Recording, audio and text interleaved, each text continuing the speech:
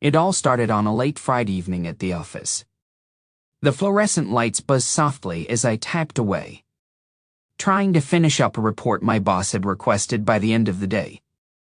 The rest of the office was empty, the silence settling in as the clock ticked closer to 8.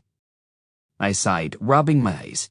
I had been at my desk for over 12 hours, and the only thing on my mind was getting home and crashing on my bed. Just as I was about to pack up, my boss, Mr. Thompson, walked out of his office. He was in his early 40s, always sharply dressed in tailored suits that fit his athletic build perfectly. He had that air of authority, the kind that made you sit up straighter when he walked by. We had always had a professional relationship, nothing more, nothing less. But tonight, as he stopped by my desk, something felt different. "Still here?" he asked, his voice low and smooth, with that ever-present hint of control. "I did not realize you were putting in such late hours." I forced a smile. "Just trying to wrap up the report you wanted." He nodded, his eyes fixed on me for a moment longer than usual. "Appreciate the dedication. Tell you what, why do you not join me for a drink in my office? I think we both deserve a little break." I hesitated, but the thought of a drink sounded too good to pass up. Sure, why not? His office was spacious, the kind you would expect from someone in his position, with floor-to-ceiling windows offering a view of the city lights. He pulled out a bottle of scotch from a cabinet and poured 2 glasses, handing me one.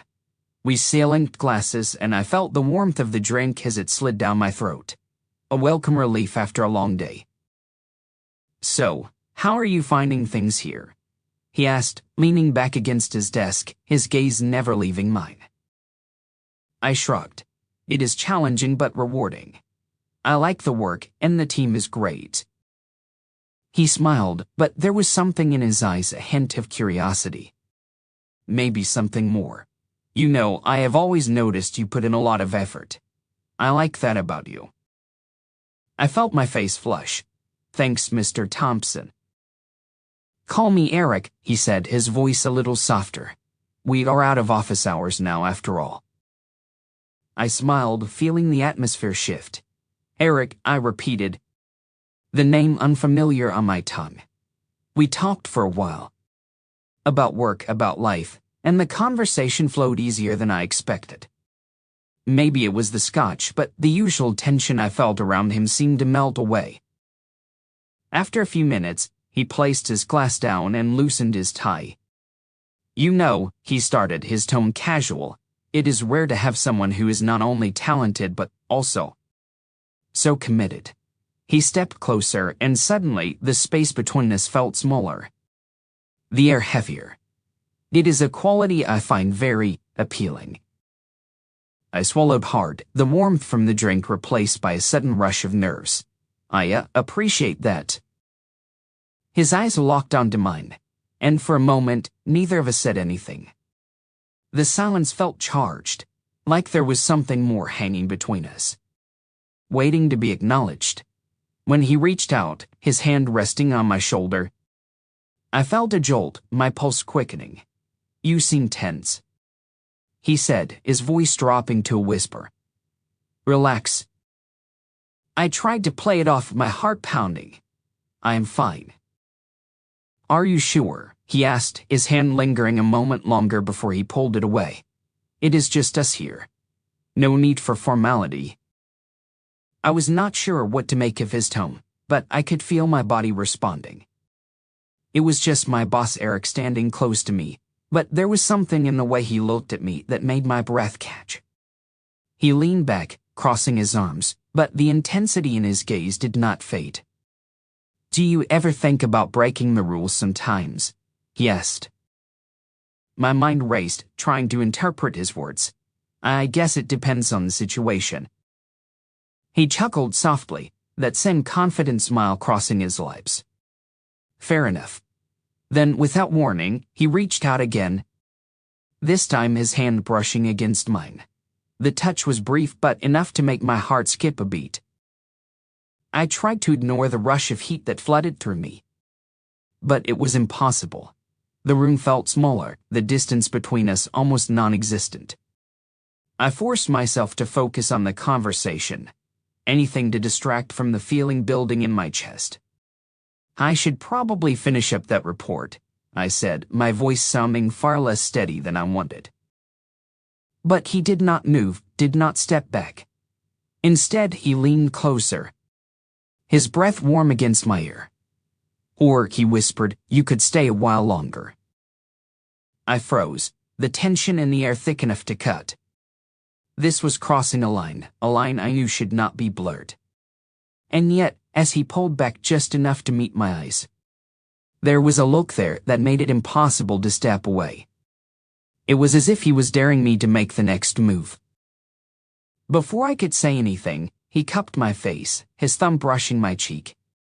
"You are a good-looking guy," he murmured, his voice sending shivers down my spine. "You know that, right?" I could barely breathe, my body reacting in ways I could not control. I should have said something, should have walked away. But instead, I found myself leaning into his touch. I do not know what to say. "You do not have to say anything," he said, and then he kissed me. It was soft at first, tentative, like he was testing to see how I would react. But when I did not pull away, he deepened the kiss, his hand sliding to the back of my neck, pulling me closer. The heat between us was electric, the kind of intensity that made it hard to think clearly. My hands gripped his shoulders, feeling the strength beneath his suit.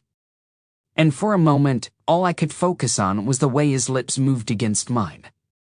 But as the kiss grew more intense, I felt a surge of reality crash down. I broke away, my breath coming in ragged gasps.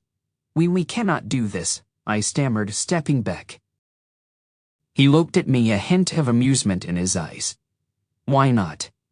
It is just us here." "Because you are my boss," I said, struggling to regain my composure. This is not right." He smiled, a knowing look crossing his face. "I understand. But just know, the door is always open." I grabbed my things and left his office, my mind spinning with what had just happened. Part of me knew I should have never let it go that far. But another part of me could not ignore the way it felt. The memory of his touch lingered, making it hard to focus on anything else. As I walked out into the night, the cool air did little to clear my head. I knew this was going to complicate things, but deep down, I also knew that it was not the end of it, not by a long shot. That weekend, I tried to forget about what had happened. I went out with friends, hit the gym, did everything I could to distract myself.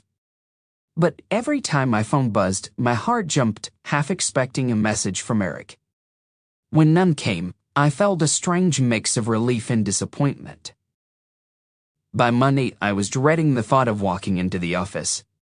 Not sure how I would handle seeing him again. When I did, he acted like nothing had happened, professional, courteous, and distant. It was exactly what I had hoped for, and yet, every glance he threw my way felt like a reminder of that night. Days passed, and I tried to focus on work, but I could not get him out of my head. And then, one evening, when most of the office had already left, I saw him standing by my desk. "We need to talk," he said, his voice leaving no room for argument. I followed him back to his office, my heart racing.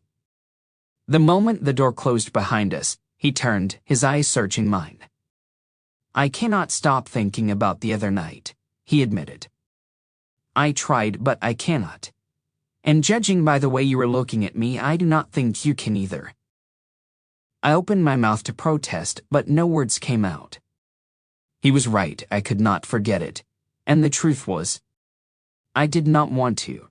He stepped closer, his hand brushing mine, and this time I did not pull away.